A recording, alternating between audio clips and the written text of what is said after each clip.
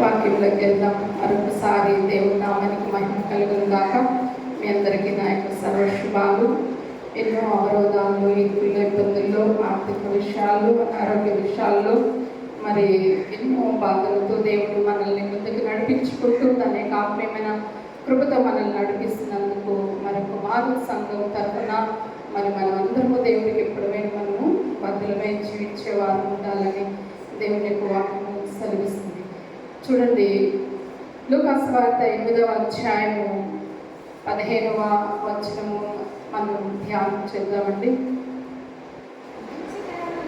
మంచి నేల నుండి విత్తనమును పోలిన వారెవరనగా యోగ్యమైన మంచి మనసుతో వాక్యము విని దానిని అవలంబించి ఓపికతో ఫలించువారు. చాలా ప్రార్థన చేస్తాం. అందరితాల నుంచి మహాపరిశుద్ధుడా, జీవాధిపతి తండ్రి, స్తోత్రములు, వందనములు ప్రభా. ఏ లేఖనముతో నాతో మాతో ఏం మాట్లాడబోతున్నారు వినగల చెవుల్ని గ్రహించిన హృదయాన్ని అర్థం చేసుకునే ఆత్మీయని వివేచన జ్ఞానాత్మ ధరించేది ప్రభు. నా తండ్రి బట్టి దాన్ని బట్టి దాన్ని అర్హత లేదు. నా నోటికి మీరు మాట్లాడించండి. మీరు పూర్తిగా ఉండండి ప్రభు. మీరు మాట్లాడినప్పుడు నా జీవితం మా జీవితాలు అటు కృపని దయచేస్తున్నది నడిపించమని అడుగుచు యేసునామమున ప్రార్థన చేసి వేడుకుంటున్నాం తండ్రి, ఆమేన్. ఇక్కడ చాలా శ్రేష్టమైన వర్తమానము మనం వినబోతున్నామండి. మంచి నేల నుండి విత్తనములను పోలిన వారెవరనగా యోగ్యమైన మంచి మనసుతో వాక్యమును విని దాన్ని అవలంబించి ఓపికతో ఫలించువారు. మన అంశము మంచి మనసు. ఏంటంటే మన అంశము మంచి మనసు. అయితే ఇక్కడ మంచి మనసు ఉండాలి అని అంటే ఇక్కడ అంటున్నాడు. ఎలా ఉంటుంది అని అంటే ఇక్కడ మంచి నేల నుండి విత్తనమును పోలిన వారెవరనగా అంటే మంచి మనసు రావాలని అంటే మంచి నేల కూడా ఉండాలి. ఏముండాలి? మంచి నేల ఉండాలి. ఆ మంచి నేలే దేవుని యొక్క వాక్యము, దేవుని యొక్క సంఘమై ఉన్నది. దేవుని యొక్క వాక్యము దేవుని యొక్క సంఘమై ఉన్నది. ఆ సంఘములో ఆ యొక్క వాక్యములో పోలిన వారెవరనగా అంటే యోగ్యమైన మంచి మనసు. ఆ వాక్యములో నిలుచుండే వారు ఎవరనంటే, ఆ వాక్యానికి లోబడే వాళ్ళు ఎవరు అనంటే యోగ్యమైన మంచి మనసుతో వాక్యములను విని అంటున్నాడు. చూడండి, వాక్యమును ఏం చేయాలంట? వినాలంట. మనం వినాలంట. వినకపోతే మనం ఆ వాక్యములో నిలుచుండలేము. వినకపోతే ఆ వాక్యంలో మనము నిలబడలేము. వాక్యము మనం వినాలి. ఫస్ట్ వినడం వలన విశ్వాసము కలుగును అంటున్నాడు. మనం వాక్యం ఎప్పుడైతే వింటా ఉంటామో మన జీవితంలో ఆధ్యాత్మికమైన జీవితంలో మనం ఎదిగేదానికి ఉంటుంది. ఆధ్యాత్మికమైన విషయాలు నేర్చుకునేదానికి ఉంటుంది. మనము బలపడేదానికి ఉంటుంది. దాని ద్వారా మనకి మంచి మనసు కూడా వస్తుంది. ఏమొస్తుంది? మంచి మనసు కూడా వస్తుంది. అందుకే ఇక్కడ ఆ మాట అంటున్నాడు, మంచి నేల నుండి విత్తనమును పోలిన వారెవరనగా అని అంటున్నాడు. యోగ్యమైన ఏముండాలంటే మనసులో యోగ్యమైన మంచి మనస్సుతో. చూడండి, యోగ్యమైన మంచి మనస్సుతో వాక్యమును వినాలి. దానిని అవలంబించి తీసుకోవాలి. ఫుడ్ మనము అన్నం ఎలా నములుతామో, ఎలా పొట్టలోకి మనం తీసుకుంటామో కదా, ఎలా పొట్టలోకి మనం తీసుకుంటామో కదా, దాని యొక్క జీర్ణశక్తి ఎలా పనిచేస్తుందో, దానివల్ల మన యొక్క ఆరోగ్యానికి ఎంత మేలు కదా. బ్లడ్ లెస్ అయితే మనకి పండ్లు తినమంటారు కదా, మెడిసిన్స్ ఇస్తారు, మంచి మంచి ఫ్రూట్స్ తీసుకోండి అంటారు, ఖర్జూరం తీసుకోమంటారు, ఆకుకూరలు తీసుకోమంటారు, క్యారెట్ తీసుకోమంటారు కదా. ఆరోగ్యకరమైన విషయాలు డాక్టర్స్ ఎన్నో చెప్తారు. అయితే యోగ్యమైన మంచి మనసుకి కావాల్సింది ఏంటి అని అంటే, ఆ యోగ్యమైన మంచి మనసుకి శ్రేష్టమైన వర్తమానం కావాలి, ఆరోగ్యకరమైన వాక్యము కావాలి. ఆ వాక్యములో నిలుచున్నప్పుడే యోగ్యమైన మంచి మనసు మనకు వస్తుంది. మనసు ఉన్నది కానీ దానికి మంచితనం లేకపోతే కదా వ్యర్థం కదా. మనసుకి మంచితనము రెండు కావాలి, యోగ్యం కావాలి. ఈ రెండు లేనప్పుడు మనసుకి ఒక పేరు అనేది ఉంది. వీళ్ళు మంచి మనసా చెడు మనసా, వీళ్ళ నోరా పాషను అని అంటారు కదా. కదా. నరం లేని నాలుక ఎన్ని రీతులుగైనా మాట్లాడుతుంది. కానీ దేవుని యొక్క వాక్యం అలా కాదండి. దేవుని యొక్క వాక్యములో జీవం ఉన్నది. ఆ జీవం కలిగిన వాక్యము మనం ఎప్పుడైతే వింటామో, మనం ఎప్పుడైతే అవలంబిస్తామో, యోగ్యమైన మంచి మనసు మనలో ఉండి దేవుని యొక్క వాక్యాన్ని మనం విన్నప్పుడు ఓపికతో ఫలిస్తామంట. ఫలింపులు రావాలి మనలో. ఫలింపులు రావాలి అని అంటే మనకి మంచి మనసు ఉండాలి. మంచి నేల నుండి పడు విత్తనమును పోలిన వారెవరనగా అంటే మనం ఇప్పుడు ఏం చేయాలంటే రూపాంతరము చెందాలి. ఏం చెందాలి? రూపాంతరం చెందాలి. అయ్యా నాకు మంచి మనసు దయచే, నాకు మంచి మనసు దయచే, మంచి మనసు దయచేయాలని ప్రార్థించడం కాదు, ప్రార్థనలో కూడా క్రియలు ఉండాలి. ప్రార్థన చేస్తున్నాం, మనము బైబిల్ వాక్యం చదువుతున్నాం, దాన్ని క్రియారూపంగా కూడా మార్చబడాలి. మనం అంటాం పిల్లలతో, మీ నాన్న మంచి ప్రవర్తన కలిగిన వాడు, మీ నాన్నకి సమాజంలో మంచి పేరుంది, మీ అమ్మకు మంచి పేరుంది, చాలా జాగ్రత్తగా బ్రతకాలి, చాలా జాగ్రత్తగా వ్యవహరించాలి, చాలా వినయ విధేయతలు కలిగిన ఉండాలి అని పేరెంట్స్ పిల్లలకి బోధిస్తారు. అలాగే భర్తలకు సరిచెప్పుకుంటారు, భార్యలకు సరిచెప్పుకుంటారు. మీ అత్త చాలా బాగా ప్రార్థన పరురాలు, నువ్వు కూడా మీ అత్తలాగా ఇంట్లో ప్రార్థన చేయాలి. వారికి భర్త చెప్పుకోవడా కొత్తగా మ్యారేజ్ అయినప్పుడు చెప్తారు. అలాగే ఏమండి కొత్తగా మా ఇంటికి అల్లుడుగా నువ్వు వచ్చావు, మా అమ్మ మా నాన్నతో ఇలా ఉండు, ప్రేమతో ఉండు, ఏ విషయంలో నువ్వు వాళ్ళని పెట్టినా కూడా నువ్వు అలగబాకు, ఇది కాబాకు, ఎందుకంటే నువ్వు మంచి అల్లుడుగా గుర్తు పొందుకోవాలి. ఏదో వారి సలహా చెప్పే కూడా చెప్పుకోగలరు. వాళ్ళిద్దరి మధ్యన ఉండే అండర్స్టాండింగ్. అయితే నీకు నువ్వు దేవునికి ఎలాంటి అండర్స్టాండింగ్, నీకు నువ్వు దేవునికి నువ్వు మధ్య ఎలాంటి సంబంధము ఏర్పాటు కలిగి ఉన్నావు, ఎలాంటి విధానం కలిగి ఉన్నావు అనేది మనం కూడా చూడాలి. అయితే దేవుడు రూపాంతరము చెందమంటున్నాడు. ఏం చెందమంటున్నాడు? రూపాంతరము చెందమంటున్నాడు. దేవుడి పోలికగా మార్చుకోవాలి అంటున్నాడు. ఆయన పోలికతో మార్చుకున్నంతటా అర్హులు కలిగిన వాళ్ళు మనకు కాదు. ఆయన లేఖనము సెలవిస్తుంది మంచి నేలను విత్తనమును పోలిన వారెవరనగా యోగ్యమైన మంచి మనసుతో దానిని విని అవలంబించి ఓపికతో ఫలించువారు. ఫలించాలనంటే మనము శ్రేష్టమైన వాక్యమును మనం విని విశ్వసించి బలపడి ఎదిగి వాక్యములో నిలుచుండే వారుగా ఉండాలని దేవుని యొక్క వాక్యము సెలవిస్తుంది. ఏదో విన్నాము, మనము ఏదో వెళ్ళిపోయాము, ప్రార్థన చేస్తాము, దిన ఆచారంగా తీసుకున్నామని అనుకోడు. ఆ ఆచారము ఎలాంటిది? దేవునికి నచ్చదగినదిగా ఉన్నదా? దేవుడికి మెచ్చదగినదిగా ఉన్నదా? దేవుణ్ణి ఆనందపరుస్తున్నామా? దేవుణ్ణి ఆనందపరిస్తే దేవునికి నచ్చే విధంగా ఉంటే మనం ఫలిస్తాం. ఒలివ చెట్ల వల్లే ఫలిస్తాం. ఆయన బల్ల చెట్టు ఒలివ మొక్కల వల్లే ఎదుగుతాం. ఎదిగినప్పుడు ఫలించినప్పుడు మన కుటుంబాలలో, మన పిల్లల్లో, మన సంఘములో, మన గ్రామంలో ఆనందముతో నింపబడిన జనాంగంగా మనం ఉంటాం.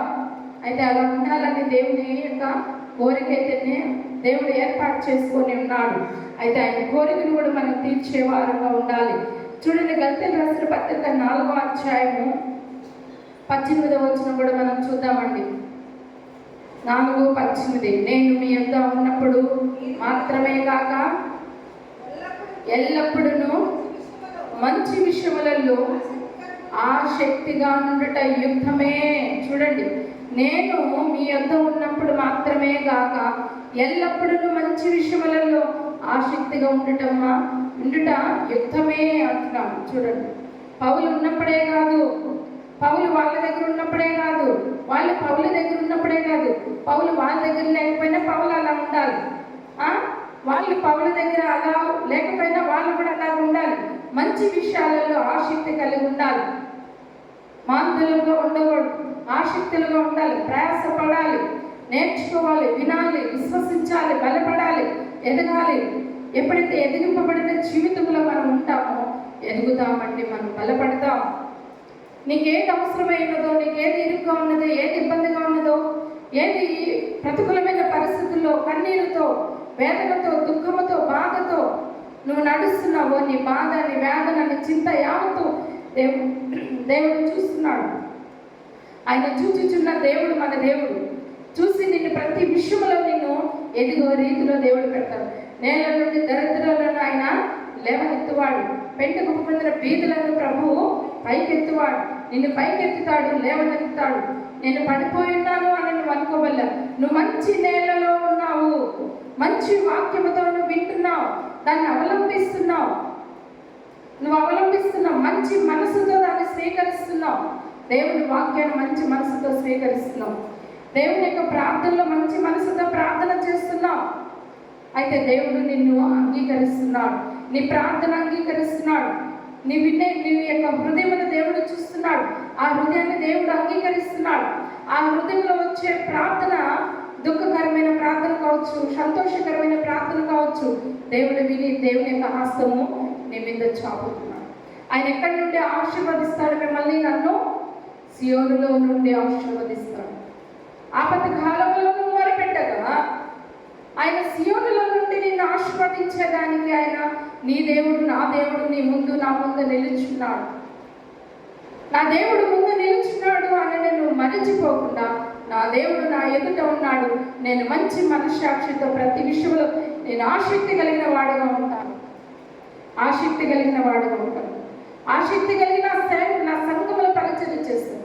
ఆసక్తి కలిగిన సంఘములో నేను ఎదుగుతాను. ఆసక్తితో నేను వాక్యము వింటాను. ఆసక్తితో నేను మంచి మనసుతో నేను ఉంటాను. మీ ముందే కాదు, నేను ఎల్లప్పుడూ అలాగే ఉండాలి కదా. పౌలు ఉన్నప్పుడే కదా, పౌలు వాళ్ళ ముందు ఉన్నప్పుడే కాదు. అందుకే అక్కడ ఆ మాట అంటున్నాను, నేను మీ యొద్ద ఉన్నప్పుడు మాత్రమే కాక ఎల్లప్పుడూ మంచి విషయములను. మీ ఎదుట నేను ఉన్నప్పుడే కాదు. ఈరోజు నేను మీ ఎదుట సంఘం దగ్గర వాక్యం చెప్తున్నప్పుడు ఇక్కడ మాత్రమే నేను నటించకూడదు మంచితో. నేను ఇక్కడ వెంచి వెళ్ళిపోయినా కూడా నేను మంచి ప్రవర్తనతో ఉన్నాను. ఇక్కడ నేను ఎలా ప్రసంగిస్తున్నాను, ఎలా ఉంటున్నాను, బయట కూడా నా ఇంటిలో కూడా నేను అదే విధంగా ఉండాలి. నేను ఇక్కడ ఎంత ప్రౌఢతో, ఎంత ధైర్యంతో, ఎంత హోదాతో, ఎంత యొక్క తగ్గింపుతో, ఎంత దేవుడిని ముందు పెట్టుకొని నేను ఉంటున్నాను. నా యొక్క వ్యక్తిగత జీవితంలో కూడాను, నా కుటుంబ జీవితంలో కూడాను, నా యొక్క ఇరుగు పొరుగు యొక్క జీవితంలో కూడాను నేను అలా నడుచుకోవాలి. ఇప్పుడు ఆ సంఘం ఉంది, నేను ఇప్పుడు ఇలా ఉన్నాను మంచి విషయంలో. ఆ సంఘము లేని ఎదుట నేను ఇలా ఉండను. మీరున్నప్పుడు, మీరు లేనప్పుడు. అందుకే అక్కడ అంటున్నాను, నేను మీ యొద్ద ఉన్నప్పుడు మాత్రమే కాక ఎల్లప్పుడూ అంటే పౌలు ఉన్నంత వరకు, దేవుడి యొక్క పిలుపు పిలుచుకున్నంత వరకు. ఈరోజు మనం కూడా భూమి మీద ఉన్నంత వరకు ప్రతి విషయంలో మనము మంచి ఆసక్తి, మంచి మనస్సాక్షి, మంచి ఆసక్తితో ఉండడమే యుక్తమే. అది మంచిది. ఆలోచన చేద్దామా? ఇదిగో పౌలు ఎవరి స్వరూపంలోకి వచ్చాడు? ఎవరి స్వరూపంలోకి మార్చబడ్డాడు? క్రీస్తు స్వరూపంలోకి మార్చబడ్డాడు. దమస్కు పట్టణమందు దర్శింపబడిన తర్వాత చాలా మంచి ఆసక్తి కలిగిన విషయాలు నేర్చుకొని బలపడ్డాడు. ఎన్నో హింసలు. పౌలు ఎక్కడికి వెళ్ళినా, ప్రసంగించినా అతనికి దెబ్బలే, అవమానాలే, నిందలే. అయినా కూడా ధైర్యంతో అవన్నీ భరించుకుంటూ. ఒకప్పుడు పౌలు చూస్తే భయపడేవారు కదా, అయితే దేవుని కోసం ప్రతిది కూడా నువ్వు అన్నీ పక్కన పెట్టేసి దేవుడి కోసము తను తగ్గించుకొని దేవుని కోసం నిలబడిన వ్యక్తిగా ఉన్నాడు. యేసు ప్రభు ఎంత నిందలు పొందాడు, యేసు ప్రభు ఎంత మన కోసం శ్రమ పొందాడు, అన్నీ కూడా ఇక్కడ పౌలు గారు కూడా పడ్డాడు. అయితే ఇప్పుడు ఎవరు స్వరూపంలోకి మార్చబడ్డాడు? యేసుక్రీస్తు స్వరూపంలోకి మార్చబడ్డాడు. మంచి మనస్సాక్షితో, మంచి హృదయంతో, ఆసక్తి విషయములలో యుక్తిగా వెళ్ళిపోయాడు. మన జీవితంలో కూడా మంచి మనసుతో మనం నిలుచుండాలంటే మంచి నేలన ఉండు విత్తనములను వాక్యముతో విని దానిని అవలంబించేవారు. అవలంబిస్తామా? అయ్యా, ఈ రోజు నుండి నేను అలా ఉంటాను ప్రభా. చూడండి, 1వ దినవృత్తాంతముల గ్రంథము 12వ అధ్యాయము 33వ వచనము మనం చూద్దామండి.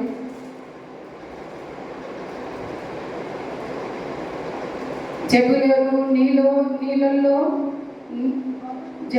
నీళ్ళల్లో సకల విధములైన యుద్ధములను ధరించి యుద్ధమునకు దిగిపోవారును, యుద్ధపు నేర్పుగలవారును, మనసునందు పరుపు లేకుండా యుద్ధము చేయగలవారును 50,000 మంది. సంఘములు ఎంతమంది ఉన్నామో మనము కదా. ఇక్కడైతే చూడండి 23వ వచనం, యెహోవా నోటి మాట ప్రకారం సౌలు యొక్క రాజ్యమును దావీదు తట్టు త్రిప్పవలనన్న ప్రయత్నముతో యుద్ధమునకు ఆయుధములను ధరించి అతని ఎద్దుకు హెబ్రోనుకు వచ్చిన అధిపతులను లెక్క ఎంతనగా వారు లెక్క చూసుకుంటూ పొరుపు లేకుండా జీవించండి, పొరపాటు లేకుండా ఉండండి, పొరపాటు లేకుండా యుద్ధమునకు వెళ్ళండి. ఈరోజు దేవుని యొక్క వాక్యము మన ఎదుట ఉన్నది కదా, ఆ వాక్యమును మనం వింటున్నాం కదా. ఈ రాజ్యమును సౌలు యొక్క రాజ్యమునకు దావీదు తట్టు త్రిప్పుతున్నాడు, హెబ్రోనుకు వచ్చినాడు. అంటే దేవుని యొక్క సహవాసములు, దేవుని యొక్క మందిరములు వచ్చినాడు. పరుపు లేకుండా, పొరపాటులు లేకుండా మీరు యుద్ధానికి దిగారు. మీరు ఏ పరిచయం చేస్తున్నా కూడా పొరపాటులు లేకుండా మనం ఉండాలి అనే ఒక హెచ్చరికగా మంచి మనసుతో కదండి. అక్కడ అదే కదా అంటున్నాడు, చక్కటి మాటను అక్కడే అదే తెలియపరుస్తున్నాడు. సకల విధములైన యుద్ధాయుధములను ధరించి యుద్ధమునకు దిగిపోవారును, యుద్ధపు నేర్పుగలవారును, మనసునందు చూడండి పొరపాటు లేకుండా జీవించండి. యుద్ధమునకు వెళ్ళిన ప్రార్థనకే పొరపాటు లేకుండా, వాక్య పరిచర్య పొరపాటు లేకుండా, సంఘ పరిచర్య పొరపాటు లేకుండా, సంఘం ఎదుట కానీ సంఘం లేనప్పుడు కానీ మన యొక్క దేవుడు మనలో చూస్తున్నాడు. ఆయన ఆత్మస్వరూపుడు అయి ఉన్నాడు. ఏదో దేవుడు 2025 సంవత్సరాల క్రితమే వచ్చేసాడు అయిపోయింది అని అనుకోము. ఈ రోజుకును మనం క్రియలు చూస్తున్నాం, ఈ రోజుకును మనం యొక్క ఆశ్చర్యమైన కార్యాలను మనం చూస్తున్నాం, నమ్ముతున్నాం. చూసి నమ్మిన వారి కన్నా చూడక నమ్మిన వారే దానిలో ఎన్నో అద్భుతమైన కార్యాలు ఇప్పుడు కూడా మీరు సాక్ష్యం చెప్పారు కదా, దేవుడు చేసిన కార్యం. అయితే ప్రతిదీ కూడా దేవుడు చూస్తున్నాడు. అయితే మనం మంచి మనసుతో ఏ విషయములలో పొరపాటులు లేకుండా చాలా జాగ్రత్తతో మనం వెళ్ళాలి. మన జీవితము అనేకమైన ఒడిదుడుకులు అపవాదం తీసుకొస్తుంది, అనేకమైన సమస్యలు తీసుకొస్తుంది. అన్యుల దగ్గరికి వెళ్ళదు అపవాదం, ఎక్కువగా మన దగ్గరికి వస్తుంది. ఎందుకనంటే మనం ఎవరి జనాంగం? దేవుని జనాంగం. అందుకే టార్గెట్ మనల్ని తీసుకుంటుంది అపవాదం. ఎక్కడ పడేద్దామా? ఇదిగో బహుగా ప్రసంగం చేసింది కదా నీ కుమార్తె, బహుగా ప్రసంగం చేశాడు కదా నీ కుమారుడు, ఈరోజు చూసేవి ఎలా పడిపోయాడు. బహుగా ప్రార్థన చేసింది కదా, ఈరోజు ఎలా పడగొట్టేసింది. బహుగా పరిచయం చేసింది కదా, ఈరోజు ఎలా పడగొట్టేసింది. చూసావా, నేనే గ్రేట్ అంటాడు. అరే పిచ్చివాడా, ఒక సమయం ఉంది, మళ్ళీ నా బిడ్డను నేను లేపుతాను. అపవాదినికి మనం ఎదిరించే ఆయుధం మనం ధరించుకోవాలి. ఎలా? ఒక సమయం ఉంది, నా బిడ్డను లేపుతానంటే మళ్ళీ నిన్ను సంఘములో నిలబెడతాడు. దేవుడు ప్రార్థనలో బలపరుస్తాడు, హెచ్చరికలు ఇస్తాడు. నువ్వు ఎలా పడిపోతున్నావు? వాక్యం ఉంది, నేనున్నాను, తిరిగిలే, తప్పుదిద్దుకో, అతిక్రమంలో ఒప్పుకో, తిరిగి ప్రార్థించు. దావీదు తప్పు చేసినప్పుడు సమ్మతి కలిగిన హృదయంతో దేవుని సన్నిధిలో మరిపెట్టుకున్నప్పుడు ఆయన వారి మనసు పొందుకున్నాడు. తిరిగి పరిశుద్ధాత్మ దేవుని పొందుకున్నాడు. పరిశుద్ధతలలోకి దేవుడు దావీదు వచ్చాడు. మన జీవితంలో కూడా అనేక మార్లు మనం పడిపోతుంటాం.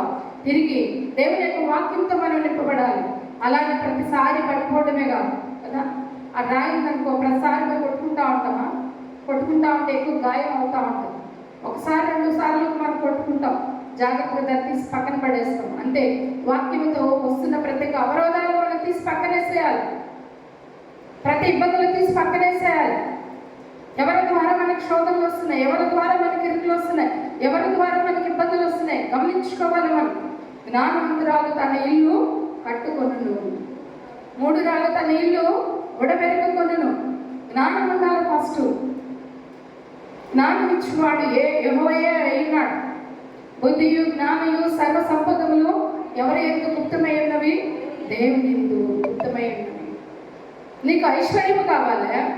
నీకు బుద్ధి కావాలా? జ్ఞానం కావాలా? ఆరోగ్యం కావాలా, నువ్వేది కావాలో నేను కోరుతున్నావు, అవన్నీ దేవుడు ఇచ్చేదనుకున్నాడు.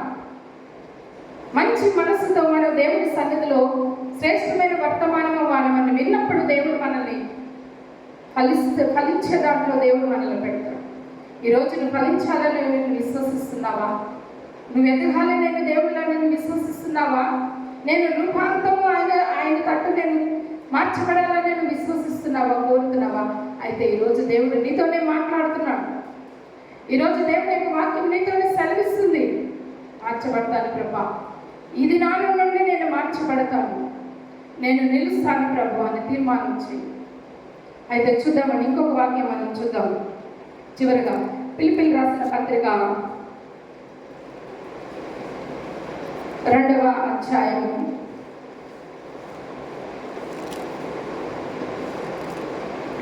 5వ వచనం మనం చూద్దామండి. చక్కటి మాటలు మనము కూడా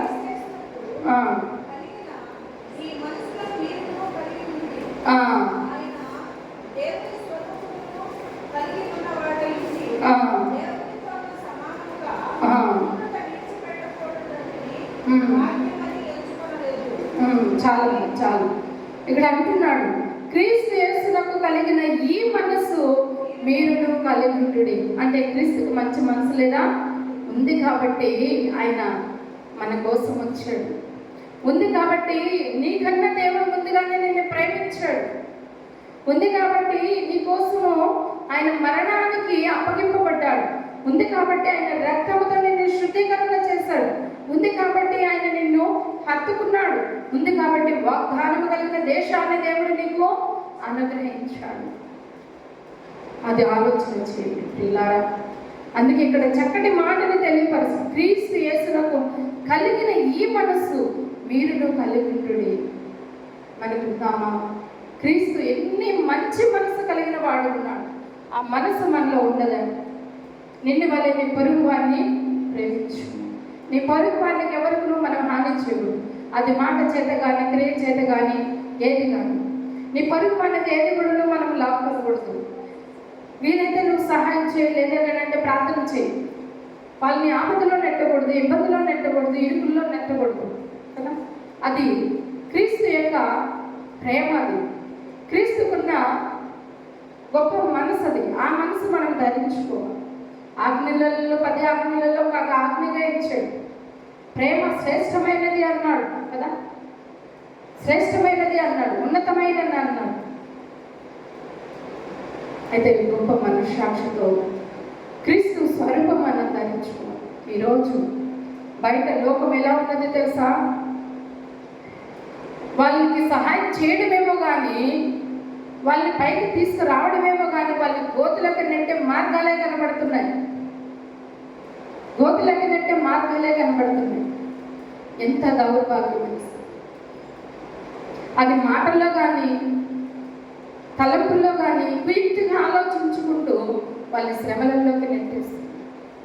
ఎందుకు ఇంత శ్రమ పడ్డారు, ఎందుకు ఇంత బాధపడ్డారు అని అంటే, మా బ్యాక్గ్రౌండ్ ఒక అపవాది పనిచేస్తుంది. అపవాది బలహీనత కలిగిన వ్యక్తిని ఎన్నుకుంటున్నాడు. ఆ బలహీనలో ఉన్న వ్యక్తులు ఎన్నుకొని అపవాది యొక్క ఉద్దేశాల తలంపులు వాళ్ళ మీద మోపేసి వాడిపోయి ఇంకొక కుటుంబాన్ని నాశనం చేస్తుంది. అదే గుడ్డివాడికి దావ చూపిస్తే ఎక్కడ పోయి పడిపోతారు? ఒంట్లో పడిపోతారు. ఆ పరిస్థితి అయిపోతుంది కదా. ఏ నాటికి ఏదో ఆ నాటికి చాలా జాగ్రత్త. మంచి మనసు లేదండి ఈరోజు. పెద్దలలో మంచి మనసు లేదు, పిల్లలలో మంచి మనసు లేదు, వృద్ధుల్లో మంచి మనసు లేదు. ఏంటంటే లోకము భయంకరమైన కోణంలోకి వెళ్ళిపోతుంది. అపవాది యొక్క విధానంలోకి వెళ్ళిపోతుంది. ఫోన్ చూడాలంటే భయం వేస్తుంది కదా. బయట ఫ్రెండ్షిప్తో మెలగాలంటే భయం వేస్తుంది. బయట ఇరుగు పొరుగు వాళ్ళతో మాట్లాడాలంటే భయం వేస్తుంది. ఎవరితో ఏ వియుక్తమైన ఆలోచనలు వస్తాయా అనే ఒక భయం. అందుకే ప్రతి విషయంలో సెల్ఫ్గా మనము అంటే ఒక స్వార్థపూరితంగా కాదు కానీ జాగ్రత్తగా ఆలోచించుకునే విధానం ఉండాలి. ప్రతి విషయంలో సెల్ఫ్ కంట్రోల్. ఎందుకనంటే మాటల్లో సెల్ఫ్ కంట్రోల్ ఉండాలి. ఎంతవరకు మాట్లాడాలి అంతవరకు, ఎంతవరకు ఫ్రెండ్షిప్ అంతవరకు, ఎంతవరకు విధానం ఉండాలంటే అంతవరకే ఉండాలి. ఆ రీతి లేదు ఈరోజు. తల్లిని పోగొట్టుకున్న స్త్రీ వచ్చింది కదా, తల్లినే భయంకరమైన పరిస్థితి. ఏంటి కారణం? ఆ పాప ఏ క్లాసు మీకు తెలుసా? 10th క్లాస్ పాప తల్లిని చంపిందని అంటే మైండ్ నుండి చేసిందా? మైండ్ లేని చేసింది. 10th క్లాస్ అంటే 15 సంవత్సరాల అమ్మాయి. 15 సంవత్సరంలో అమ్మాయి లవ్ అటెండ్ అయిపోయి ఆ తల్లిని చంపేసిందంటే ఎంత ఘోరం. చెల్లెలు ఎంత వేదన పడుతుంది అంటే అపవాది ఏం చేస్తుంది వాళ్ళలో క్రియ, ప్రేమ అనే క్రియ, అలాగే భయంకరమైన వేషాలు, భయంకరమైన ఆలోచనలు, భయంకరమైన స్థితి. ఆలోచించు, సమాజంలో జరుగుతుందని ఆలోచించు.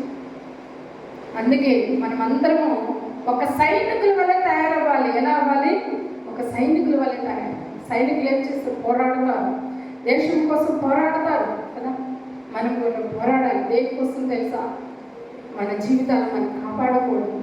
ఆ జీవితము, ఆ ప్రాణం దేవుని యొక్క నిత్య రాజ్యానికి మనం వెళ్ళాలి అని పోరాడు. దేశం స్వతంత్రంగా ఉండాలి, దేశం బాగుండాలని మొన్నటి దినాన పాకిస్తాన్ మీద భారతదేశం యుద్ధానికి వెళ్ళిందా లేదా? వెళ్ళింది మన దేశం కోసం. అలాగే ఉన్నతమైన దేశము దగ్గరికి మనం వెళ్ళాలి అని అంటే ఈ లోకంలో మనల్ని మనం కాపాడుకోవడాన్ని అనే దాన్ని కూడా మనం కూడా ఒక సైనికుల వల్ల ఆయన యుద్ధోపకరణములు మనం ధరించుకోవాలి. వాక్యమును ధరించుకోవాలి, ప్రార్థన ధరించుకోవాలి, సంఘ పరిచయ ధరించుకోవాలి, తగ్గింపు ధరించుకోవాలి, ప్రేమ, మంచి మనుషాక్షణ కలిగిన ప్రేమను ధరించుకోవాలి. ఎప్పుడైతే ఇవైతే మనం ధరించుకుంటామో ప్రతి విషయంలో మనల్ని మనం కాపాడుకుంటామండి. ఇజ్రాయెల్ కాపాడువాడు కునుకుడు నిద్రపోడు అని అంటున్నాడు. ఆయన నిరంతరము మనల్ని కాపాడడానికి ఆయన ఒక సైనికుడు వల్లే పనిచేస్తున్నాడు. అక్కడే ఉంది కదా వాక్యం, అక్కడే చూడండి 2:5 మనం చూసాం కదండి. యేసుక్రీస్తునకు కలిగిన ఈ మనసు మీరును కలిగి ఉండడు. ఆయన దేవుని స్వరూపము కలిగిన వాడే ఉండి దేవునితో సమానముగా ఉండట విడిచిపెట్టకూడని భాగ్యమని ఎంచుకొనలేదు. కానీ మనుషుల పోలికగా పుట్టి దాసుని స్వరూపమును ధరించుకొని తానే రిక్తునిగా చేసుకొని ఉంటాం. ఎంత మంచి మాట! తను రిక్తునిగానే చేసుకుంటాం. ఎంత మంచి మనసు కదా. మంచి మనసుతో దేవుని యొక్క వాక్యాన్ని మనం అంగీకరించినప్పుడు ప్రతి విషయంలో తగ్గింపబడతాం. ఒక సహోదరి మంచిగా పట్టు చీర కట్టుకొచ్చిందండి పెళ్ళికి. మరి నేను ఇలా ఉన్నాను, అమ్మా కట్టుకుంది కదా మంచిది, ఆశీర్వాదమే, ఆమెకి ఇచ్చాడు ఆశీర్వాదం, ప్రార్థిద్దాం అని. నాకెప్పుడు వస్తుంది అన్న తలంపు రాకూడదు. వాళ్ళు బాగున్నారు, మనం ప్రార్థన చేద్దాం అన్నప్పుడే దాంట్లోనే నీ మంచి అంటే వాళ్ళు నాకెప్పుడు వస్తుందో అని అంటే ఇంకా దానికి ఎలా ఉంటుంది అని అంటే స్వార్థం అనేది నీ యొక్క హృదయంలో తాగి ఆ స్వార్థమును తీసేది. వర్ధిల్లుతున్నారా? బాగా వర్ధిల్లుతున్నారు, మంచిది. ఇన్ని రోజులకి పిల్లలు బాగుపడ్డారు, ఇన్ని రోజులకి వాళ్ళు ఎదుగుతున్నారు, ఇంకా ఫలించాలి, ఇంకా ఎదగాలి. ఎప్పుడైతే మనలో నుండి ఒక బ్లెస్సింగ్స్, ఒక ఆశీర్వాదము వాళ్ళ మీదకి పంపుతామో దేవుని పిల్లలుగా కదా. ప్రతి ఇంటికి వెళ్ళినప్పుడు ఏం చెప్పమన్నాడు? ఫస్ట్ వర్డ్ ఏం చెప్పమన్నాడు? మీకు సమాధానము కలుగునుగాక. అదే మంచి మనసు, మీకు సమాధానం కలుగును. సర్వస్వామి అందరూ చూడండి, ముస్లిమ్స్ కానీ అనేక మంది వాళ్ళు సలాం లేదు తప్పు కాదు, వాళ్ళకి సమాధానం కలుగుతున్నారు. మనం కూడా ఎక్కడికి వెళ్ళినా షలోం అంటుంటాం, అలాగే సర్వశుభాలు అంటుంటాం, వందనాలు అంటుంటాం, క్షేమాభివృద్ధి. వాళ్ళు మంచిగా క్షేమంలోకి రావాలి. మరి వాళ్ళు మనల్ని దీవించాలి, మనము వాళ్ళని దీవించాలి. మనుషుల దైదును దేవుని దైదును కంపల్సరిగా మన యొక్క బ్లెస్సింగ్స్ కూడా వాళ్ళకి ఇవ్వాలి. ఎందుకంటే మనం ఆశీర్వదింపబడిన జనాభా. ఎందుకంటే ఆశీర్వదింపబడిన జనాభా అంటే దేవుడు మన పట్ల మంచి ప్రణాళిక ఇచ్చినాడు. ఎక్కడికి వెళ్ళినప్పుడు మీరు మంచి మనసుతో, అమ్మా దేవుడు మిమ్మల్ని దీవించుగా, అక్క ఇరుకుగా ఉందక్క, ఇబ్బందిగా, మా దేవుడు సహాయం చేస్తాడు, ప్రార్థిస్తాం. నీకుందా 10 రూపాయలు, 100 రూపాయలు ఉందా, 5 రూపాయలు ఇవ్వండి. 100కి 100 ఇచ్చారనుకోండి ఈ రోజుల్లో, అది కూడా గుర్తుపెట్టుకోండి. లోకం అంతా చేంజ్ అయిపోయింది ఇప్పుడు. నాకు చెప్పాను కదా, స్వార్థపూరితం. 100 రూపాయలు ఉందే 5 రూపాయలు ఇవ్వండి. ఎందుకు అని అంటే వాళ్ళు ఆపదలో ఉన్నారు కదా, నిజంగానే ఆపదలో ఉంటేనే చేయండి. అది కూడా ఆపదలో ఉన్నామని చెప్పి తీసుకునే వాళ్ళు కూడా చాలామంది ఉన్నారు. అలాంటి పరిస్థితి లేకుండా నిజంగా ఆపదలో ఉంటే అది మనం చేయాలి ఖచ్చితం. అది దేవుని యొక్క గ్రంథమే చెప్తుంది.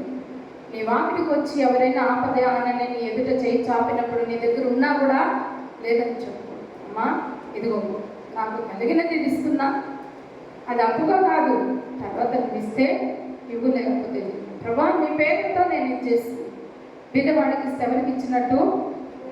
దేవుడికి ఇచ్చినట్టు. ఎవరు బీదవాళ్ళ, ఎవరు ఏ పరిస్థితిలో ఉన్నారా, నిజంగా ఆపదల, ఇరుకుల, ఇబ్బందుల, అలాంటి వాళ్ళకి ఇచ్చిన దాంట్లో తప్పేది. అదే మనలో ఉండే మంచి మనస్సాక్షి, మంచి హృదయం. అందుకే ఇక్కడ ఆ మాట ఉంటుంది, క్రీస్తు స్వరూపములోకి మనం కలిగి ఉండేవారు ఉంటారు. చూడండి 6వ వచనం, ఆయన దేవుని స్వరూపము కలిగిన వాడే దేవునితో సమానముగా ఉండుట విడిచిపెట్టకూడని భాగ్యమని ఎంచుకొనలేదు, కానీ మనుషుల పోలికగా పుట్టి దాసుని స్వరూపము ధరించుకొని తను తానే రిక్తులుగా చేసుకొనెను. మరియు ఆయన ఆకారమందు మనుషుడిగా కనబడి మరణము పొందినంతగా, ఆయన శిలువ మరణము పొందినంతగా విధేయత చూపిన వాడే తను ఏం చేస్తున్నాడు? తగ్గించుకొనెను. మంచి మనసుతో తగ్గించుకున్నాం. ఎక్కడ కూడా మనల్ని మనం తగ్గించుకున్నప్పుడు ఇబ్బందే లేదండి. తగ్గించుకున్నాం, దేవుని సన్నిధిలో తగ్గించుకున్నాం, ఆత్మీయ జీవితంలో తగ్గించుకుందాం. అదే మనకి పేరు. తను తగ్గించుకున్నవాడు హెచ్చించువాడు. ఆ విషయం చాలా మందికి తెలియదు. ఓ అన్నానంట, నేనేంటి, నా దాంభికం ఏంటి, నా పరిస్థితి ఏంటి, నా హోదా ఏంటి, నా డబ్బు ఏంటి, నా ధనం ఏంటి, నా ఉద్యోగం ఏంటి, నా స్థితి ఏంటి, నా పరిస్థితి ఏంటి, ఎన్నో విధాలుగా ముందుకు వెళ్ళిపోతారు. అది కాదండి దేవుడి కోరిక. చాలా ఉన్నతమైన వ్యక్తులు, హోదాలలో ఉన్న వ్యక్తులు కూడా తగ్గిపోయి, ఎందుకనంటే వాళ్ళు దేవుని స్వరూపము ధరించుకున్న వాళ్ళు కూడా తగ్గిపోయి దేవుని సన్నిధిలో ఒదిగి మెదిగి వీరికి నలిగిన మనసుతో దేవుని సన్నిధిలో ప్రార్థించిన వాడే వర్ధలగలుగుతాడు. అది దేవుడు ఇష్టపడుతున్న మంచి మనసు. అయితే ఇవన్నీ మనకి రావాలి అని అంటే మనము యోగ్యమైన మంచి మనసు కలిగిన వారు ఉంటారు. కలిగి ఉందామా? అయ్యా నేను యోగ్యమైన మంచి మనసు నేను కలిగి ఉంటాను ప్రభువా, నేను నిలుచుంటాను. అయితే మంచి నేలను పోలిన విత్తనములు వారు ఎవరైనా, అందుకే కదా ఇక్కడ మంచి నేల నుండి విత్తనమును పోలిన వారెవరనగా యోగ్యమైన మంచి వాక్యముతో మనసుతో వాక్యమును విని దానిని అవలంబించి ఓపికతో ఫలించుడి. చూడండి చక్కటి మాటలు. పోలిన వారెవరనగా అన్నాను. పోలిన వారెవరనగా అంటే యోగ్యమైన మంచి మనసు మనలో ఉండాలి. ఎప్పుడైతే యోగ్యమైన మంచి మనసు మనలో ఉంటుందో, మనలో అలా మనం నిలుచుంటామో అంటే దేవుని వాక్యంలో మనం ఉండండి. పరిశుద్ధాత్మ దేవుడు మనలో ఉన్నాడు. పరిశుద్ధాత్మ దేవుడు మనలో ఉన్నప్పుడే మనం యోగ్యమైన మంచి మనసుతో మనం ఉంటాం. వాక్యంలో మనం నిలుచుంటాం. ఈరోజు ఇక్కడ కూర్చున్న వాళ్ళందరూ కూడా వాక్యానికి వెలుగొచ్చి వచ్చిన వాళ్ళు. దేవుని నామానికి మహిమ కలుగుతుంది. వాక్యానికి వెలుగొచ్చి కూర్చున్నారు అంటే ఇప్పుడు మనలో ఏమున్నది? యోగ్యమైన మంచి మనసు. ఈ మనసును మనం కాపాడుకుంటాం. అయ్యా నీ సన్నిధిలో నన్ను కూర్చోబెట్టావు, నీ సన్నిధిలో నేను వాక్యం వినడానికి నిలుచున్నాను ప్రభా, నాకు సహాయం చేసావు. నీ మంచి మనసు నాకు ఇచ్చావు ప్రభా, ఆ మనసునే నేను కాపాడుకున్నాను. నీ స్వరూపంలోకి నేను మార్చబడ్డాను ప్రభా. నా స్వరూపము వేరు కాదు, నీ స్వరూపం వేరు కాదు ప్రభా. నీ స్వరూపాన్ని నాకు ఇచ్చావు. నువ్వే నన్ను ప్రేమించావు ప్రభా. ఇదో నీ ప్రేమను, నీ మనసును నేను పొందుకొని నీ సన్నిధిలో నేను వర్ధిల్లుతూ ఫలిస్తూ నా యొక్క సాక్ష్య జీవితాన్ని, నా కుటుంబాన్ని, నా సంఘాన్ని మరి నేను చాలా జాగ్రత్తగా లీడ్ చేసుకుంటూ మంచిగా ప్రవర్తించుకుంటూ నేను వెళుతాను ప్రభు అని ఒక నిబంధన, ఒక ప్రామిస్ కలిగి, ఒక నిర్ణయం కలిగి మనం నడుచుకొని ముందుకు వెళ్తాం. స్త్రీలుగా మనమందరం నేర్చుకోవాల్సింది ఇదే. మనం ఎప్పుడైతే మనము దేవుని యొక్క స్వరూపంలోకి మార్చగలుగుతామో, ఎప్పుడైతే యోగ్యమైన మంచి మనసుతో మనం నిలుచుండగలుగుతామో, మనల్ని చూసి మన యొక్క కుటుంబాలను వర్ధిల్లుతాయి. దాని మీద కూడా ఒక మంచి అంశం నేను మీ ఎందుకు తీసుకొస్తాను. ఇట్టి వాక్యము దేవుడు మన యొక్క వెలుగుల్లో దేవుడు దీవించునుగాక. మీకు ఏదైనా అక్కర్లో అవసరం ఇబ్బందులు ఉంటే, ప్రార్థన అవసరాలు ఉంటే మీరు తెలియపరిచినప్పుడు మనము ఆ వాక్యం ప్రార్థనలో మనం కనిపెట్టుకొని మనం ముందుకు వెళ్ళేవారు ఉంటాం. అందరి తలలో వచ్చినట్లయితే మనం ప్రార్థన చేసుకుందామండి. ఇటు వాక్యం దేవుడు దీవించు.